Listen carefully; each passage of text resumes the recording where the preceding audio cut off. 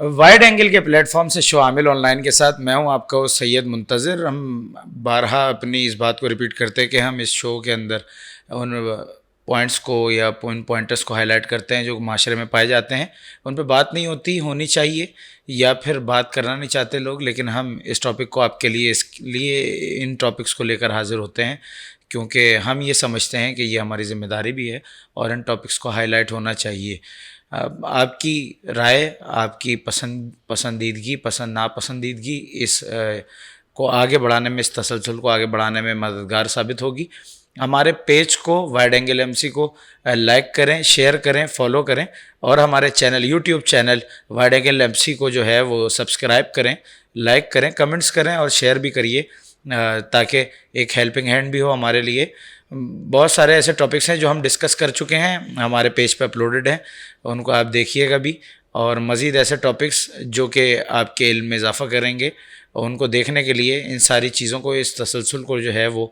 برقرار رکھنے کے لیے ہمارے پیجز کو اور چینل کو سبسکرائب کیجیے اور لائک کیجیے. اسٹوڈیو میں ہمارے ساتھ موجود ہوتے ہیں اسپریچول ہیلر ہیں، روحانی اسکالر ہیں اور میرے دل سے بھی بہت قریب ہیں، جناب اصغر علی سید صاحب. السلام علیکم. کیسے ہیں آپ؟ ٹھیک ہیں؟ الحمدللہ، آپ کی دعائیں. اب میں اپنے ویورز کو بنا ٹائم لگائے جو ہے وہ بتاتا چلوں کہ لاسٹ جو ہمارا ٹاپک تھا وہ تھا توبہ، اور ہم نے بہت ساری چیزیں ایکسپلین کی توبہ کے بارے میں، اور مزید ہم نے اس کے اندر محسوس کیا کہ گنجائش ہے کہ پارٹ 2 بھی اس کا ہونا چاہیے، اسی لیے اس تسلسل کو آگے بڑھایا. آج بھی ہم اس ٹاپک کو کنٹینیو کریں گے آج کی اپنی اس ایپیسوڈ میں. توبہ کے بارے میں جو ہم نے پچھلے پروگرام میں چیزیں ڈسکس کی، سید صاحب ان کو ذرا اس پہ لائٹ سی روشنی ڈالیے گا، پھر آگے بڑھیں ہم. اعوذ باللہ من الشیطان الرجیم، بسم اللہ الرحمن الرحیم. رب اشرح لی صدری ویسر لی امری واحلل عقدۃ من لسانی یفقہوا قولی. جی، لاسٹ پروگرام میں ہم نے توبہ کے بارے میں بہت تفصیلی گفتگو کی، لیکن اس کے باوجود یہ اتنا بڑا سبجیکٹ، اتنا بڑا مضمون ہے کہ جس میں جتنی بھی بات کی جائے کم ہے اور تشنگی رہتی ہے. توبہ کے لغوی معنی، مفہوم، جیسے کہ بہت سادہ الفاظ میں پشیمان ہونا، نادم ہونا، اور اگر کوئی ایسا کام جو کہ شریعت سے ہٹ کے ہے، جو کہ گناہ کے زمرے میں آتا ہے، وہ نہ کرنے کا عہد کرنا، معصیت کو چھوڑ دینا. معصیت یعنی گناہ یا خدا کی نافرمانی، یہ ہے توبہ. اچھا، اس میں جیسے ایک نئی بات توبہ کے بارے میں جو کہ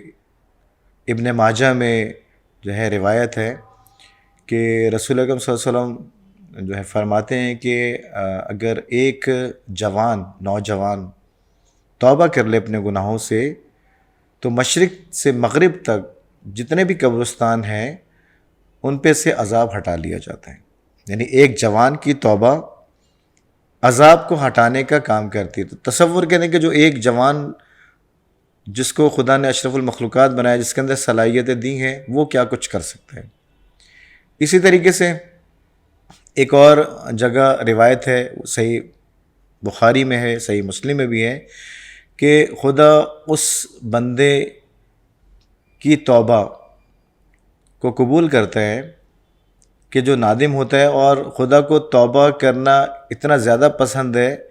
کہ جیسے ایک شخص ہے، اس کا کسی چٹیل میدان میں اونٹ گم جائے، اور اونٹ گم ہونے کے بعد وہ مایوس ہو کے بیٹھ جائے، تھک جائے، اور بالکل کہ اب میں کچھ نہیں ہو سکتا، ایک بہت بڑا نقصان ہو گیا، اور اچانک اس کو وہ اونٹ مل جائے، اچانک سے اونٹ مل جائے، اور وہ جو خوشی ہوگی، تو خدا اپنے بندے کی توبہ سے اس سے بھی زیادہ خوش ہوتا ہے کہ ایک شخص کو ایک دم سے کھوئی ہوئی بہت بڑی چیز مل گئی. تو توبہ کے مفہوم میں اس انداز سے بہت ساری باتیں ہیں، اور مختلف انداز سے جو ہے اس جو ہے مضمون پر بات کرنے کی بھی ضرورت ہے. جیسے کہ بہت ہی مشہور آیت ہے، لا الہ الا انت سبحانک انی کنت من الظالمین. یعنی اے اللہ، تیرے سوا کوئی معبود نہیں ہے، تو لائق عبادت ہے، لائق سجدہ ہے، جس کا مفہوم ہے، اور میں ہی ظالمین میں سے ہوں، ظلم کرنے والوں میں سے ہوں۔ اس سے مراد یہ ہے کہ میں نے اپنے نفس پر ظلم کیا۔ اچھا، ایک اور بات کہ شیطان کو گمراہ کرنے کے لیے کوئی الگ سے شیطان نہیں آیا تھا۔ شیطان کو گمراہ کرنے کے لیے شیطان نہیں آیا تھا، اس کا نفس تھا جس نے اس کو شیطان بنا دیا، اور وہ ابلیس بن گیا، اور قیامت تک کے لیے جو ہے داخل جہنم بھی ہو گیا وہ، اور خدا نے اس کو چھوٹ دے دی، ٹھیک ہے کہ اس نے خدا سے جو ہے وہ اجازت دی، اور اس کو اس بات پر خدا نے اجازت دی کیونکہ جو شیطان ابلیس ہے وہ ایسا فرشتہ تھا کہ جس نے کائنات کے چپے چپے پر سجدہ کیا، خدا کی بہت زیادہ عبادت کی۔ مختلف روایتوں میں کہ 40,000 سال تک، بعض کہتے ہیں کہ سال تک اس نے عبادت کی، کچھ کہتے ہیں 40 سال، اور اس انداز سے مختلف اس کے اندر روایتیں ہیں۔ کائنات کے چپے چپے پہ سجدہ کیا، تو خدا نے اس عبادت کے بدلے شیطان نے کہا مجھے جو ہے وہ فائدہ چاہیے، تو خدا نے اس کو کہا جا ٹھیک ہے، تجھے قیامت تک کے لیے جو ہے میں چھوٹ دیتا ہوں، اور اس کو یہ اختیار دیا، اس نے کہا کہ میں تیرے بندوں کو بہکاؤں گا۔ تو آواز قدرت آئی کہ تو میرے ان بندوں کو نہیں بہکا سکتا جو کہ عابد اور زاہد ہوں، ٹھیک ہے، جن کے جو ہے دل میری محبت سے سرشار ہوں، اور جو سجدے کی حالت میں گریا کرتے ہوں میرے خوف سے، تو ان کو نہیں بہکا سکتا۔ توبہ، اس انداز سے توبہ کی جائے کہ جب انسان پشیمان ہو جائے تو خود سجدے کی حالت میں چلا جائے، کیونکہ سجدے میں انسان خدا کے سب سے زیادہ نزدیک ہوتا ہے۔ سجدے کی حالت میں جب وہ سجدے کی حالت میں خدا کے نزدیک ہوگا تو خدا فوراً اس کو جو ہے قبول کرتا ہے اور کہتا ہے آ جا میرے بندے، میری طرف آ جا، میں نے تجھے قبول کیا، تیری توبہ کو قبول کر لیا۔ بہت اچھی بات، ہمارے ویورز کے لیے جو ہے وہ بہت بینیفیشری رہ گئی ہے۔ اچھا، ہم نے پچھلے ایپیسوڈ میں تذکرہ کیا انبیاء کی توبہ کا، اگر آپ دیکھنا چاہیں وہ پارٹ بھی ہمارا جو ہے وہ پچھلی ایپیسوڈ میں آپ دیکھ سکتے ہیں، پارٹس کے اندر ڈلتی ہے، پارٹ 2 کے اندر وہ پارٹ جو ہے وہ موجود ہے، انبیاء کی توبہ کا تذکرہ جو ہے۔ ہم آگے چلتے ہیں، اور توبہ کا آپ نے ڈیفائن کیا توبہ کو کہ توبہ کیا ہوتی ہے اور کیسے ہوتی ہے۔ آپ مجھے یہ بتائیے گا کہ میرے ذہن میں بھی یہ سوال ہے کہ توبہ کن کی قبول ہوتی ہے اور کن کی توبہ رد ہو جاتی ہے، یعنی کہ ابھی ہم لوگوں کا تذکرہ کر رہے ہیں کہ کن لوگوں کی توبہ جو ہے وہ قبول ہوتی ہے اور کن کی رد ہو جاتی ہے، اس پہ ذرا روشنی ڈالیے گا۔ دیکھیں، بہت اچھا سوال ہے آپ کا۔ بالکل واضح ہے کہ توبہ کا دروازہ سب کے لیے کھلا ہوا ہے، خدا کی بارگاہ میں توبہ کا دروازہ سب کے لیے کھلا ہوا ہے، لیکن جو لوگ خدا کے جو بندے ہیں ان کے حقوق کو غصب کرتے ہیں، ٹھیک ہے، بندوں کو تنگ کرتے ہیں، بندوں پہ ظلم کرتے ہیں، ان کے حق کو مارتے ہیں، ان کی توبہ اس وقت تک قبول نہیں ہوتی جب تک کہ وہ ان سے معافی نہ مانگے۔ فرض کریں کہ اگر میں نے کسی کا دل دکھایا، یا میں نے کسی کے جو ہے وہ مال کو غصب کر لیا، زمین کو غصب کر لیا، جگہ کو غصب کر لیا، اور اس کے بعد جو ہے وہ خدا نے مجھے ہدایت دی ایک وقت پہ آ کے، میں پشیمان ہوا، میرا ضمیر جاگ گیا جو کہ گناہ کر کر کے اس کی آواز دب چکی تھی، جب وہ جاگا میں نے گریہ کیا، پشیمان ہوا، اور میں نے خدا کی بارگاہ میں توبہ کی خدا کی بارگاہ میں توبہ کی، تو توبہ اس وقت قبول ہوگی کہ جب میں اس بندے کے پاس جاؤں جو میں نے اس کا مال، مثال کے طور پہ اس کا گھر جو ہے قبضہ کیا تھا، اس کو گھر واپس کروں، اس سے معافی مانگوں، پھر توبہ قبول ہوگی۔ لیکن فرض کریں کہ وہ بندہ نہیں رہا دنیا سے گزر گیا، اس کا انتقال ہو گیا، تو بھی مجھ پہ فرض ہے کہ میں اس کی اولاد، اس کے بیٹا، بیٹی، بیوی جو بھی ہے، اس کے پاس جاؤں، اس کا گھر جو ہے اس کو واپس کروں، ان سے معافی مانگوں۔ اس صورت میں میری توبہ قبول ہوگی، ورنہ توبہ رد کر دی جائے گی، کیونکہ اللہ اپنے حقوق بہت سی جگہوں پہ معاف کر دے گا، لیکن بندوں کے حقوق ناقابل معافی ہیں جب تک کہ بندے معاف نہ کریں۔ دوسری بات یہ ہے کہ توبہ اس وقت رد کی جاتی ہے خاص طور پہ کہ جب انسان بالکل موت کو اپنی سامنے دیکھ لیں، اس نے دیکھ لیا کہ بھائی اب مثال کے طور پہ میں بیمار ہو گیا, بستر پہ پڑ گیا ہوں اور ہل بھی نہیں سکتا, ٹھیک ہے, اور میں نے دیکھ لیا کہ جو ہے اب مجھے جو ہے اسرائیل علیہ السلام جو کہ موت کے فرشتے وہ نظر آ گیا ہے, اس وقت یا اللہ مجھے معاف کر دے, میری توبہ قبول کر لے, تو موت کو دیکھ لیا اس نے, اب اس کی توبہ قبول نہیں ہے. اچھا, یہ جو آپ نے ابھی تذکرہ کیا کہ توبہ رد اس کی نہیں ہوگی کہ جس کو حضرت اسرائیل علیہ السلام موت کے فرشتے نظر آ جائیں, اس کا کوئی تذکرہ ہمیں تاریخ میں توبہ رد نہیں, توبہ اس کی رد کر دی جائے گی. ہاں, توبہ رد کر دی جائے گی جی اس ہاں. کی. اس کا کوئی تذکرہ ہمیں تاریخ میں ملتا ہے جو اس پوائنٹ کو ویلڈ کرے؟ دیکھیں اس کا تو رسول اکرم صلی اللہ علیہ وسلم کی حدیث ہے, بہت سی حدیث, صحیح بخاری میں یہ حدیث ہے, ابن ماجہ میں ہے, ترمذی میں ہے, ٹھیک ہے, کہ جو انسان اپنے سامنے موت کو دیکھ لے اور پھر وہ خدا کی بارگاہ میں آ کے کہے کہ اللہ مجھے معاف کر دے, میں نے یہ گناہ کیا, چاہے وہ جوان ہی کیوں نہ ہو, اس نے کوئی گناہ کم کیوں نہ ہو, بوڑھا ہو, ٹھیک ہے, تو اس وقت اس کی توبہ, جو موت کو سامنے دیکھ لے گا, یہ ایک سمپل سا فارمولہ ہے, سادہ سا آسان سا فارمولہ ہے, موت کو اپنے سامنے دیکھ لیں, آپ کی توبہ قبول نہیں ہوگی. جب تک آپ نے اپنی موت کو نہیں دیکھا ہے, چاہے آپ بستر پہ بھی ہیں, بیمار بھی ہیں, کیونکہ بیماری کی حالت میں انسان خدا کے قریب زیادہ ہوتا ہے. اس کی وجہ کیا ہے, جب انسان بیمار ہوتا ہے, اور آپ کو ایک بات اور بتاؤں کہ بیمار ہونا بھی ایک آپ کے لیے اور میرے لیے جو ہے ایک نعمت ہے, کیونکہ بیمار ہونے سے جو ہے وہ کیا ہوگا, بیمار ہونے سے جو قوت غضبیہ رکھنے والے جو ہمارے جو پارٹس ہیں, ٹھیک ہے, وہ کمزور ہو جاتے ہیں, شہوانیت جو, ٹھیک ہے, کمزوری آ جائے گی, گناہ کرنے کے قابل مثال کے طور پہ نہیں رہیں. بیماری کی حالت میں انسان جب بستر پہ ہوتا ہے تو اس کو اپنی نعمت کا, جسم کی طاقت کا احساس ہوتا ہے, پھر وہ یعنی کہ پشیمانی میں آتا ہے کہ اے اللہ مطلب میں اس طرح بستر پہ پڑا ہوں, اس وقت وہ خدا کے قریب ہوتا ہے کہ اب میں کچھ نہیں کر سکتا, ٹھیک ہے. اسی طریقے سے مرض کے بارے میں سرور کائنات کی ایک بہت مشہور حدیث ہے, مرض گناہوں کو اس طریقے سے جھاڑ دیتا ہے جیسے خزاں کے موسم میں درختوں سے پتے جھڑ جاتے ہیں, یعنی مرض کی وجہ سے انسان جو ہے گناہوں سے پاک ہو جاتا ہے. اچھا, ایک اور بات جو کہ